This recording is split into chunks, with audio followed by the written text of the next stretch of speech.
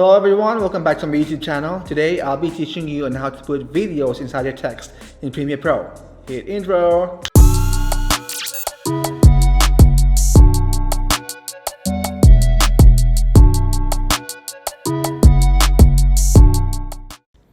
Okay, the first step in creating a video text is you first need to select the video that you wanted to work on. I already have here a video in my media bin that I've selected, and then just drag the video only in your timeline. And then the next step is you need to type in the text that you wanted to use. Like in this case, I'm going to use the word food.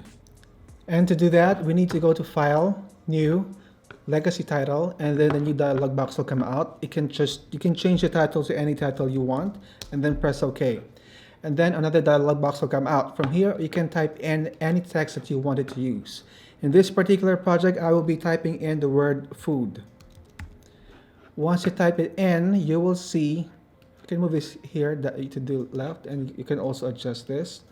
And then you will see in your legacy title properties, you can adjust the size of your font, the font style, and the font width and height. First, I'm going to change the font style to Arial Black, and then I'm going to adjust the font size enough to fit the whole, frame. So maybe this will be 300, say 380 will be enough. And then I am going to adjust the height to around 600. And then I'll just move this up. And then close. Okay, in the projects bin, drag the still image that we created, drag it into the timeline and adjust it according to the size or duration of the video in the video track number 1. The next step is select the video track in the video in the video track number 1, and then go to effects. From there, type in track matte key. And then once you see the track matte key, just drag it down to video track number 1. Next, go to effects control.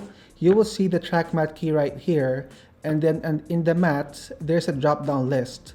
So from here, we are going to matte the video track number 1 onto the video track number 2. So select video track number 2, and you will see that the effect of the track matte key, the video is already inside the text. If you want to try to test it, just press enter.